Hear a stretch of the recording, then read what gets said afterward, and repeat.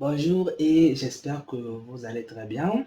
Alors, dans cette vidéo, nous allons comprendre nous allons comprendre un nœud parmi tous ces nœuds qui sont là. Donc, nous allons comprendre seulement un parce qu'on ne peut pas faire ça sur une seule vidéo, tout cela, sinon ça va nous prendre des jours. Et ensuite, pour les gens qui ne sont pas trop habitués avec des géométries, non, ça peut vous faire très mal à la tête. Donc nous, dans cette vidéo, nous allons étudier ce nœud qui est là. C'est plutôt très simple, c'est pas compliqué. Nous allons le voir tous ensemble. C'est pour vous aussi un moyen de comprendre un peu les nœuds, même si vous ne comprenez rien, mais voir au moins comment c'est fait, ça peut vous donner au moins l'idée. Donc nous allons étudier ce nœud qui est là. Donc si on fait ici, ça va automatiquement placer les cheveux. Donc, vous allez les retrouver dans votre asset ici. Donc, moi, j'ai des assets ici, par exemple, des arbres. Ça, je pense que... Est-ce que... Non, je voulais créer des arbres en géométrie node, mais j'ai seulement préféré de créer un add-on pour les arbres. Donc, voilà pourquoi c'est vide. Donc, vous allez le retrouver dans chevet et dans génération. Donc, si vous voulez créer des cheveux pour un débit, c'est ici que vous devriez générer. Alors, ce que nous voyons ici, ça permet de créer des cheveux de manière un peu plus beaucoup comme vous le faites normalement. Donc, c'est ce que vous faites souvent lorsque vous ajoutez le nombre de cheveux en brossant, en ajoutant par exemple sur une face. C'est la même chose que fait aussi ce nœud. Mais à la différence est seulement que ce nœud-là est paramétrable. Donc, j'espère que vous avez compris. Alors, je vais fermer ça. Avant d'aller venir sur les nœuds géométrie ici, de comprendre un peu comment on a créé ça, nous allons d'abord comprendre les paramètres qui sont proposés sous ce nœud. Donc, c'est juste un débit. Nous allons donc, parmi les paramètres qui sont là, il y a les deux paramètres qui, donc, ça, c'est quelque chose qui est obligatoire lorsqu'on veut créer des cheveux. Mais ça là, j'ai pas vraiment vu son utilité par rapport aux nœuds qui sont là. Donc, je ne vais pas expliquer ça parce que j'ai pas vraiment trouvé le rapport. Alors, la première des choses, rien n'est très difficile. Il suffit de glisser, déposer pour créer ces cheveux. Il n'y a pas d'erreur par rapport à d'autres cheveux qui peuvent créer des erreurs. Alors, vous allez avoir le premier paramètre surface. Imaginez que j'ai créé mes cheveux, mais je veux que mes cheveux puissent prendre une autre forme. Donc, si par exemple, je viens ici, je crée par exemple une sphère qui est là, je veux que la forme de ces cheveux-là, ça puisse prendre une sphère. Ce que vous allez faire ici, c'est d'indiquer cet objet qui est là, ensuite de supprimer l'objet de base. Donc, nous allons entrer en mode edit, donc venir simplement en mode édition, supprimer ça, delete, et là, ça prend bien la forme de la sphère qu'on a mis ici. Donc, nous allons sortir. Si par exemple, je prends ici un cylindre, si j'enlève et que je dis cylindre, ça prend la forme de notre cylindre. Donc vous voyez très bien. Mais si par exemple, je remets ma forme qui est un cube ici, ça prend la forme de notre cube. Donc ce qui est prioritaire, c'est la forme de notre cube. Alors, une fois que on a compris cela, nous allons maintenant passer sur ce paramètre qui est là parce que les deux là ne vont pas s'expliquer. Mais ça, au moins, je vais vous les expliquer. Quand on crée les cheveux ont besoin de savoir où est-ce qu'ils vont venir se placer sur l'objet. Donc, en ce moment-là, les cheveux vont venir voir ici la carte UV. Donc, en fait, ça permet de prendre les informations de comment vous allez créer des cheveux. Même moi, je ne les ai pas compris. Ne vous inquiétez pas, on va passer. Donc ça, je disais que je ne voyais pas l'utilité. Ici, rien de très difficile. La longueur des cheveux, comme ça. Ici, vous pouvez donner un matériau pour vos cheveux. Rien de très difficile. Ici, c'est le nombre de points. Alors, je vais l'expliquer un peu. Je vais venir ici, comme ça. Ce que je vais faire ici, c'est de créer un système de particules simplement pour avoir la rapidité. Et là, je vais mettre un seul cheveu, comme ça. Alors, vous voyez ce cheveu-là, se subdiviser en combien de fois? En 5 fois. Pour le voir, on va venir, donc là, j'ai fait 5 parce que quand je vais passer en particule edit ici, ça va un peu plus le modifier. Donc, je passe en particule edit et je clique simplement sur point. Vous voyez bien donc combien 1. Donc, si je sélectionne, on a 1, 2, 3, 4, 5. Ce qui va permettre de le déformer comme vous le voyez comme ça. Ce qui va permettre de le déformer. Donc, si je fais comme ça, je vais simplement déformer mes cheveux. Donc, c'est la même chose que vous allez aussi avoir avec le paramètre que je vous ai... donc, je vais sortir mode objet. C'est la même chose que vous allez aussi avoir avec ce paramètre qui est là. Au cas où vous voulez déformer vos cheveux de manière très lisse, il faudra simplement utiliser le paramètre là. Alors, vous allez avoir poisson et simplement, en fait, ce sont des méthodes de distribution. Lorsqu'on pose les cheveux sur un objet, on sait qu'on pose les cheveux de manière aléatoire, mais parfois ça arrive que vous ne voulez pas que deux cheveux puissent être vraiment aussi très proches. En ce moment-là, vous allez utiliser ici 10 poissons pour dire que les objets ne soient pas vraiment trop rapprochés. Donc, vous voyez un peu. Sinon, lorsque les cheveux deviennent trop proches, on va le voir, c'est comme si c'est combiné, c'est comme si c'est unique. Donc ça, la méthode là, vous voyez, ça permet de conserver les distances entre les cheveux. Si vous enlevez, vous allez plus conserver les distances. Donc là, vous voyez bien, les distances sont à peu près identiques pour eux tous, comme vous le voyez. Les distances, en fait, eux tous auront la même distance de séparation. Mais lorsque j'enlève, les distances vont être de manière très aléatoire. Alors, vous allez avoir une densité ici qui permet simplement d'augmenter le nombre de cheveux que vous allez utiliser. Donc, comme vous le voyez ici, je vais augmenter un peu la longueur, comme ça. D'augmenter le nombre de cheveux avec densité. Ça, en fait, si vous voyez bien que je suis allé pour diminuer le nombre de cheveux, il faut que je quitte des 60 pour redescendre encore à 5. Vous avez la possibilité de le manipuler sous forme de pourcentage. Donc, il suffit que je puisse simplement diminuer ici en pourcentage, comme nous le voyons. Alors, ici, en fait, ça permet de prendre une image. Donc, lorsque vous allez mettre une image sur votre objet, les zones qui seront noires sur votre image, les cheveux ne vont pas se créer sur ces zones de votre image aussi. Donc, si je mets une image ici, si ici c'est noir, les cheveux ne vont pas se créer sur la zone en couleur noire. Donc, j'espère que vous comprenez sur image. On aura l'occasion, on va aussi voir sur les géométries nodes ici. Alors, vous allez aussi avoir viewport et moon. Donc, je ne sais pas je sais pas si je le prononce bien, mais au moins, comprenez-moi.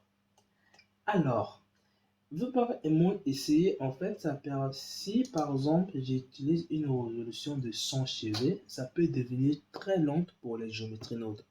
Ça peut devenir très lourde pour les géométries nodes. Ce que vous allez faire, c'est quoi? C'est diminuer le nombre de cheveux que vous voyez, mais lorsque vous allez faire un capture du rendu, vous allez avoir la même densité que vous avez eu avant. Donc, si moi, je dis que ce que je veux voir ici, c'est seulement 50 cheveux, mais lorsque je vais venir ici dans Orange Image, je veux que ça puisse m'afficher 100 cheveux. Donc, c'est ce que vous allez avoir ici. Donc là, quand je diminue, en fait, je ne perds pas le nombre de cheveux. Les cheveux qui étaient visibles comme ça, quand je les diminue comme ça, si vous venez dans rendu ici, vous allez revoir les mêmes cheveux. Moi, j'ai tenté, mais ça n'a pas marché.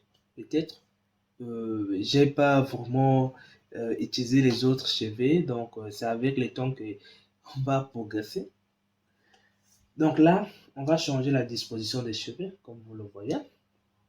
Alors, pour cela, on va maintenant entrer dans le vif du sujet. Donc là, je vais les supprimer, je vais effacer, et là aussi, effacer. On va venir dans Géométrie Node, et là, on voit bien que c'est séparé en 3 parties. Donc, il y a ça, il y a ça, il y a ça, il y a ça, et il y a ça. Mais nous, cette partie-là n'est pas importante, parce que c'est seulement le transfert d'informations. Alors, la première des choses que je dois vous faire comme une remarque est quelque chose de très capital. Vous allez avoir ce nœud qui est là, que vous voyez ici. Et le nœud qu'on appelle ici souvent joint géométrie. En fait, ça permet d'adapter les géométries notes que vous créez ici pour transmettre les informations sur les géométries notes qui vont arriver ici. Donc, j'espère que vous comprenez. Donc, il faudra que vous compreniez deux choses. Sur les géométries notes, on peut générer des choses. Donc, on peut faire la génération, mais on peut faire aussi du procédural. Donc, c'est simplement aussi du procédural. En fait, générer, c'est quoi? Vous allez générer des choses de manière automatique sans pourtant modifier. Si par exemple, j'ai créé 1000 maisons, je vais faire ça de manière automatique, mais je ne peux pas modifier une seule maison. Vous comprenez? Donc, c'est ce que les gens le font le plus souvent. Ils génèrent des choses, mais ils ne peuvent pas accéder pour la modification d'un parmi les choses qu'ils ont générées. Et vous allez avoir du procédural. En fait, ça va répéter les choses jusqu'à ce que vous voulez, mais vous pouvez aussi revenir pour modifier tout ce que vous pensez. Donc, si je crée par exemple 1000 maisons, je peux revenir pour modifier chaque maison. Donc, j'espère que vous comprenez. Donc, pour revenir, si je crée 1000 maisons, pour modifier encore ces 1000 maisons, il faut que vous vous rendez que ce n'est pas facile à créer ce genre de géométrie node. C'est mieux de le générer automatiquement et de ne pas modifier. Alors, donc, je voulais simplement expliquer cette méthode qui est là. Même pour moi, ça me semble un peu difficile avec ces méthodes procédurales. Alors, vous allez avoir quatre catégories qui sont importantes pour nous ici. Donc, vous allez avoir ça qui permet de détecter, par exemple, lorsqu'on supprime un objet, ça peut prendre la forme d'un autre objet. C'est tout ce que vous voyez ici. Ici, comme en parallèle que, on peut avoir la distribution aléatoire et on peut même conserver les espaces. C'est ce que c'est ce qui va être traité ici. Ici, comme on parlait que sur les zones noires de votre image que vous allez donner sur votre objet, les cheveux ne vont pas se créer sur ces endroits. Donc, c'est ce que vous allez avoir ici. Ici, en fait, c'est simplement des lignes que vous voyez ici des cheveux. C'est ici qu'on a créé ça. Donc, la première des choses, ce que nous allons faire d'abord, c'est de voir d'abord au commencement. Donc, lorsque on voit donc ça, je les ai ajoutés à ne vous cassez pas la tête à vous demander pourquoi lui il a ça, mais moi j'ai pas ça. Non, c'est moi qui ai ajouté et sauvegardé. Si par exemple vous créez par exemple un. Oh là, bon, si par exemple je crée un menu comme ça, je peux enregistrer tout ce que je vois ici en venant simplement dans File, venir simplement dans Default et cliquer Sauvegarder. Du coup, la fenêtre là va être sauvegardée. À chaque fois que vous allez ouvrir Blender, vous allez retrouver la même chose ici. Alors, la première des choses, qu'est-ce que nous dit ce nœud qui est là? La première des choses, si on voit bien, au départ, on a seulement notre objet qui est là. Ensuite, à la fin, on a aussi notre objet. C'est comme si rien ne s'est passé. Mais en fait, c'est quoi?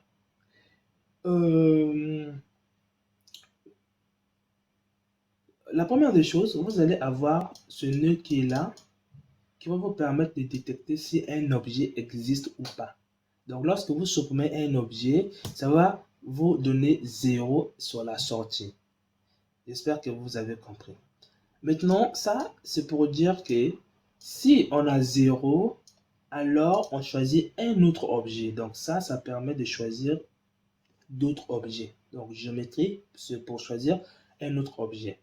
Donc, l'objet qu'on va choisir, c'est ce que nous allons indiquer sur la surface. Donc, je vais remettre la partie modifière ici. Voilà. Je vais remettre la partie modifière. Je vais fermer ça. Comme ça. Et comme ça. Donc, ce que nous allons indiquer ici, si notre objet là n'existe plus, en fait, c'est l'objet que nous allons indiquer ici qui va être remplacé.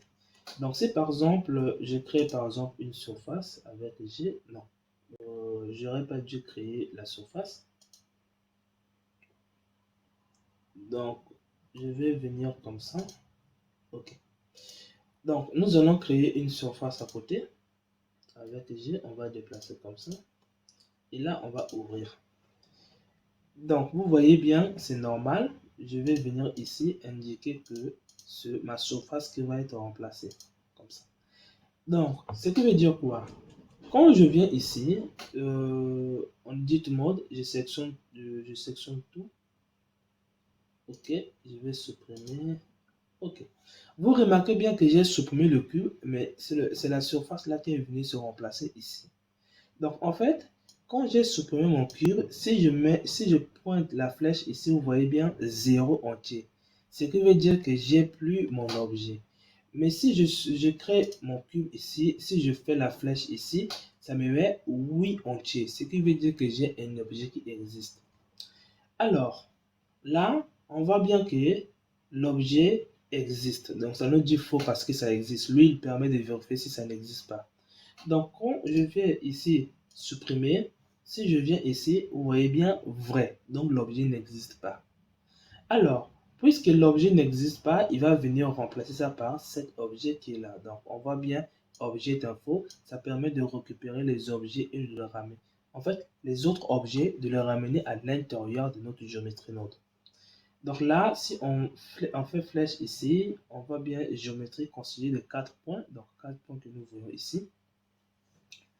Alors, ici, on va en passer parce que, comme je disais que ça, je n'ai pas vu son utilité. De toutes les façons, ça ne fait pas partie des informations de l'objet. Donc, c'est seulement la trouille qui vient d'être créée.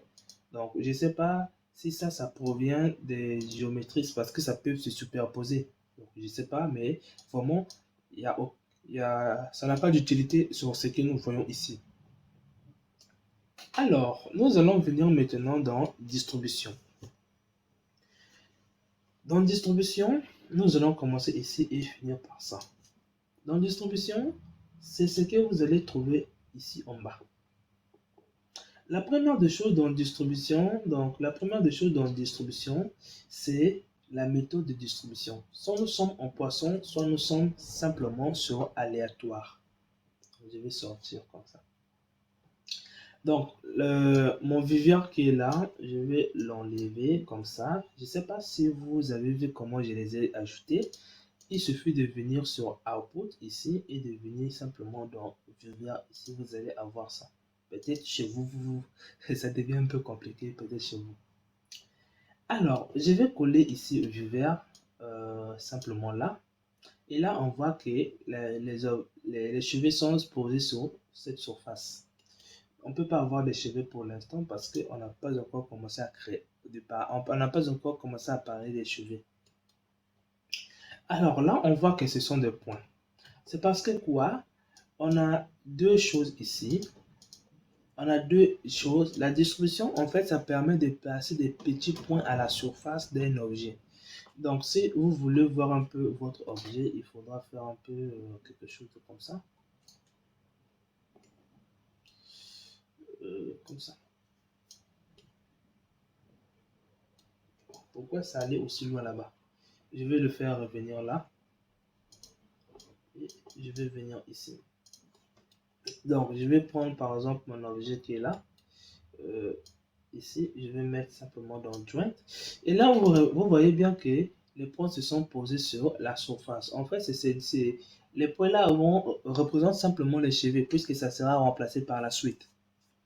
Alors, là, on a deux méthodes de distribution. Si vous voyez bien ici, poisson, ça permet de prendre en compte les espacements entre les cheveux. Donc, si j'ajoute ce nœud, vous allez venir dans point et vous allez avoir distribution en surface ici. Et sur ce nœud qui est là, il vous demande sur quel objet que je vais poser. Vous l'indiquez ici. Et là, c'est simplement le nombre de points que vous allez avoir et la distribution. Et simplement changer la disposition. Si vous prenez ici poisson, ça va vous demander quoi? Les mêmes paramètres, mais avec des paramètres de plus. C'est pour dire que la distance qui va séparer les points là, vous allez donner ici. Et la distance la plus petite, ça c'est la distance la plus grande. Donc j'espère que vous me comprenez. Et ici, vous allez recevoir en fait la direction de la face auquel le point est posé. Et là même la rotation de la face en question. Et donc, je vais supprimer ça ici. Donc, on va parler de la première méthode qui est la méthode aléatoire qui ne prend pas en compte les espacements. Alors, ici, en fait, on n'a que trois paramètres. L'objet auquel nous allons poser, vous voyez bien que c'est notre objet de base qui est là. Donc, c'est l'objet qui est là, qui est venu se placer ici. Donc, c'est notre objet. Donc, on utilise le même objet qu'on place sur le même objet sur les deux parce que c'est séparé. Ensuite, vous allez avoir ici la densité. En fait, la densité, c'est simplement la valeur qui est là. Ce que vous voyez ici, en fait, c'est ce qui sort ici. Dès que vous saisissez quelque chose ici, ça vient sortir ici. Et ça va venir vers la densité ici pour augmenter le nombre de points. Alors, vous avez constaté que la densité que nous saisissons ici, ça peut varier si, donc je vais venir comme ça. Donc, ça peut varier si nous sommes là, vous voyez bien, si nous sommes là, comme ça peut varier comme ça. Tout comme ça peut aussi varier de deux façons. Donc, nous allons revenir ici pour comprendre un peu comment on fait varier la densité qui est là par rapport à ce qui est là. La première des choses, c'est que Blender doit d'abord savoir est-ce que la densité que nous avions saisie, est-ce que ça doit être appliqué sur la vue 3D ou sur l'image finale. Donc l'image finale, c'est simplement le rendu de votre scène. Donc, ce là qui permet de le savoir. Si vous êtes sur l'image, si vous êtes sur la vue 3D, ça va retourner une valeur qui est trop. Si vous n'êtes pas sur la vue 3D, ça veut dire que sur le rendu, ça va retourner une valeur false. Donc, j'espère que vous comprenez. Donc là, puisque nous sommes sur la vue 3D, si je mets la flèche ici, vous allez voir vrai. Parce que quoi? Nous sommes bien sur la vue 3D. Mais si nous sommes sur le rendu 3D, ça va mettre faux. Donc, puisque nous sommes sur la vue 3D, j'espère que vous comprenez. Alors, ici sur la vue 3D, ici, c'est quoi? Comme je parlais, vous allez avoir le nombre de cheveux. Vous pouvez dire, mais je vais seulement voir 50 cheveux. Mais lorsque je vais capturer, lorsque je vais prendre l'image de mon rendu, je vais avoir 100. Donc, le 100 qui est là. Mais moi, je vais diminuer ça à la moitié. Donc, 0,5, donc 50% de ce qui est là. Donc, c'est ce que vous voyez ici. Si vous dites que moi, je vais avoir 50%, ça va sortir ici. Ensuite, c'est quoi? Vous avez remarqué que quand je mets 5, la valeur est toujours 5, mais en fait, 5 n'est pas considéré. Dès que la valeur que vous allez saisir ici, dès que ça dépasse une valeur de 1, le reste là, c'est comme si vous ne faites pour rien. Donc, voilà pourquoi quand je vais diminuer avec ici, ça ne change pas. Parce que la valeur qui vient après 1 n'est plus considérée.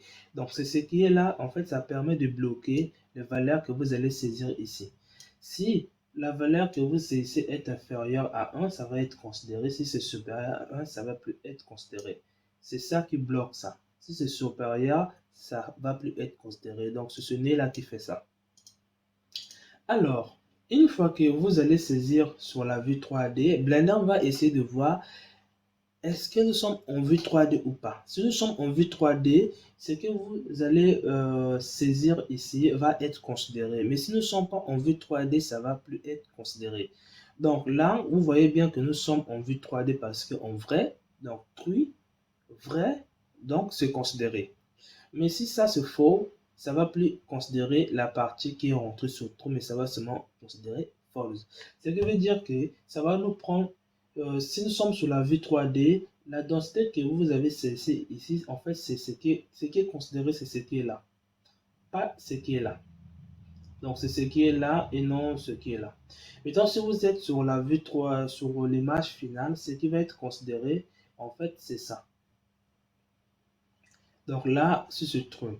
Dans ce masque, en fait, simplement, vous avez remarqué que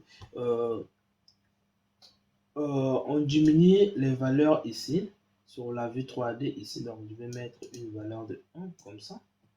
on diminue les valeurs ici, mais tout comme vous pouvez diminuer la valeur sous forme de pourcentage au lieu de l'utiliser seulement sous forme de valeur. Donc, ça va venir ici. Donc, la valeur qui est là, en fait, ça va multiplier, ce qui aura un effet de diviser. Donc, si je mets ici 50%, en fait, on va utiliser 50% de ça. Donc là, c'est 0,37, donc c'est 37% de ça. Donc, si j'augmente, je vais venir, si c'est 1, donc ça veut dire qu'on utilise 100%. Si je mets 0, ça ne dit pas 100, mais on utilise plutôt 0. Donc, c'est juste une multiplication. Donc là, on saisit une valeur pour la vue 3D. On vérifie si on est en vue 3D. Si on est en vue 3D, alors c'est considéré. Si on n'est pas en vue 3D, c'est pas considéré. Donc, c'est ce nœud qui fait ça.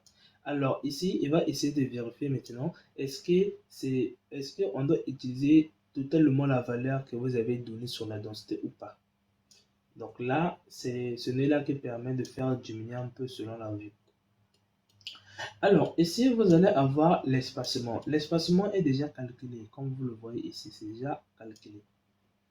Donc là, vous voyez bien, l'espacement est déjà calculé. Vous n'avez pas la possibilité de le régler ici. Donc là, vous voyez bien la distance la plus grande que les particules peuvent être séparées. Et ça, c'est la distance la plus petite que les particules peuvent s'approcher.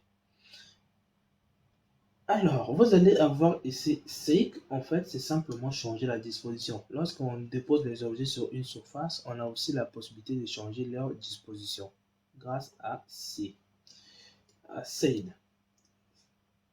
Alors, vous avez compris que lorsqu'on dépose les objets sur la surface, on peut prendre en fait on peut prendre la direction de la face auquel le point est posé. Donc, si on pose le point ici, ça va nous donner la direction de cette face. Donc, si vous avez plusieurs, dans plusieurs directions. Donc, ici, vous allez avoir des directions, ici des directions. Donc, ici, ça permet de dire quoi? Que si nous sommes sur la méthode ici de Poisson, la direction va prendre à partir des points que Poisson a créés. Si nous décochons ainsi, la direction va prendre, on va prendre la direction que Random a créée. Alors, nous allons venir ici, comme on disait que ça permet simplement de transférer les informations. Donc, capture d'attribut. Ici, on transfère simplement la carte du vue de notre objet. Alors, nous allons venir sur notre deuxième partie qui va consister à comprendre maintenant comment on arrive à supprimer les cheveux seulement à partir de la couleur noire de l'image. Donc, la première des choses, c'est quoi? La première des choses, c'est quoi? Vous donnez une image ici, on va le récupérer ici à travers ce nœud-là. Ensuite, on va le faire rentrer image ici pour avoir ça sous forme de couleur. Donc, j'espère que vous comprenez. Pour le manipuler sous forme de valeur. Puisque l'image, on sait que c'est des valeurs, mais pas des valeurs qu'on peut manipuler à notre guise. Alors, ici, ici, on indique l'image et on indique aussi de la manière dont ça sera affiché sur notre surface. Donc, c'est simplement la carte UV qu'on a indiquée pour mieux savoir comment on peut placer l'image. Donc, c'est ce que vous voyez ici, vecteur UV. On fait passer ici et on passe ici. Donc, l'image, c'est pour récupérer ce qui est là et d'avoir ça sous forme de couleur. Et maintenant, cette couleur, on va l'utiliser pour simplement supprimer les objets. Alors, on va supprimer les objets sous forme de probabilité. Imaginez que vous voulez par exemple, imaginez que vous voulez supprimer par exemple des maisons. Si vous avez 100 maisons, vous voulez supprimer ça de manière aléatoire. Bon, ça c'est un mauvais exemple. Non. Imaginez que vous voulez choisir des objets de manière aléatoire et que vous voulez dire que vous voulez augmenter la chance que ça tombe par exemple sur un autre objet. Si vous avez par exemple, je ne sais pas, un cube, une sphère et une ligne, 3 objets, imaginez que vous voulez faire un choix aléatoire. Vous allez faire un choix aléatoire avec ce nœud. Mais à une chose encore que vous allez faire, c'est que quoi? Vous allez donner que on veut avoir plus la chance de tomber sur les cubes.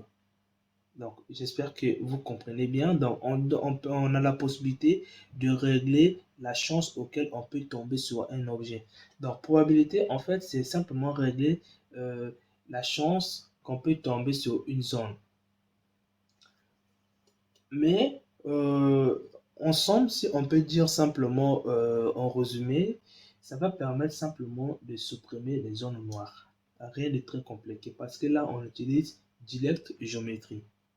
Alors, vous allez comprendre maintenant une chose. Si on ne saisit pas une image, si on ne saisit pas ici une image, tout le point peut se supprimer. Donc, si on passe ici, vous allez remarquer que on n'a pas, euh, vous allez remarquer que tous les points se sont supprimés. C'est parce qu'on n'a pas d'image. Donc, comment régler le problème du fait que quand on n'a pas d'image, l'image que nous allons faire, en fait, si on n'a pas d'image, l'entrée là ne soit pas considérée. En fait, c'est à partir d'ici. On va vérifier si la taille de l'image euh, est supérieure à 0, alors on va prendre maintenant, on va considérer simplement ce paramètre-là. Donc voilà pourquoi vous voyez supérieur à 0, parce que quelque chose qui existe est simplement différent de 0. Donc vous voyez bien supérieur à 0 parce que ça existe. Si ça n'existe pas, vous voyez bien ici, c'est simplement une géométrie qui rentre ici. On ne dit quoi? Si l'image n'existe pas, on prend simplement ça. Si ça existe, ça prend ça. Vous voyez bien là, on n'a pas l'image, tout est supprimé, alors il va venir considérer ça. Donc, vous voyez bien, c'est un peu compliqué, mais un peu simple aussi pour moi, mais pas pour tout le monde. Alors, nous allons venir ici, on appelle base curve. Rien de très difficile ici, en fait, c'est quoi? Euh, Ici, en fait, on a créé une ligne, simplement une ligne. On a créé une ligne qui est là, qui a une qui a une longueur de 1. Donc, on voit ici, en fait, non, la direction, ça se dirige vers en haut parce que c'est l'axe Z. La longueur ici est donnée ici. Donc, la longueur, c'est ce que vous faites ici, que vous pouvez indiquer ici. Alors, sur l'image, sur la ligne que vous allez créer, ça va être constitué uniquement de 2 points. Lorsqu'on crée une ligne, c'est seulement 2 points. La ligne sera constituée. Non, par défaut, la ligne n'a que 2 points lorsqu'on crée une ligne. Ensuite, nous allons subdiviser notre objet à travers ce nez. Donc, c'est ce que vous allez avoir ici, le nombre de subdivisions. Vous allez avoir input, heure, matériel. En fait, c'est de donner simplement un matériau sur des lignes qu'on vient de créer. Donc, sur ça. Donc, vous voyez bien, cette matériel, ça permet de donner un matériau à un objet de géométrie neutre. Donc, pour nous, le cas, c'est une ligne. Alors, ici, en fait, ça permet, c'est simplement, c'est que cette entrée que vous voyez ici, c'est ce qui est là. Donc, une fois qu'on a fait, on va utiliser le nœud qu'on appelle ici Interpolate Curve. Ce nœud-là a été ajouté sur la version 3.5 de Blender, auquel même moi aussi, je n'ai pas encore fait une vidéo sur ça. Je ferai sûrement, mais j'ai pas vraiment toute la compréhension sur ça. Donc, une fois que je serai prêt, je ferai. Donc, ici, on va créer une ligne. En fait, si vous avez déjà eu à utiliser les géométries noires, ça va ressembler un peu à ce qu'on appelle ici instance en point. Mais le défaut avec instance en point, ce n'est là, en fait, lorsqu'on pose, par exemple, un objet, au lieu que ça puisse suivre la direction de là où on a posé, ça va aller prendre donc, sa propre direction.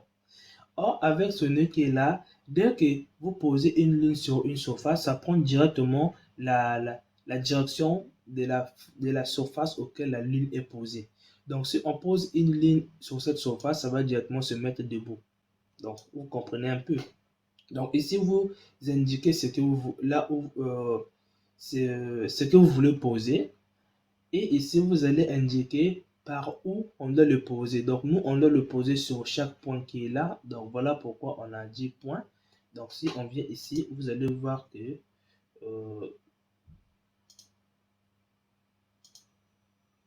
Ok, donc je pense qu'il y a joint quelque part là que nous voyons. Ok, c'est là. Donc voilà pourquoi. Donc c'est le point là que nous voyons. Et là, on part comme ça, on voit bien que nous voyons ici. Donc ce qui est là, en fait, ça permet de savoir est-ce que ça doit aller en haut ou en bas. Donc si on met un nombre négatif en bas, nombre positif en haut. Donc, rien de très difficile. Donc, j'espère que ça vous a donné au moins une idée de ce qui est là. Donc, vous voyez bien la longueur, tout ce qui est là. Donc, j'espère que ça vous a donné au moins une idée. Alors, on se retrouve dans les prochaines vidéos et j'espère que ça vous a vraiment fait plaisir.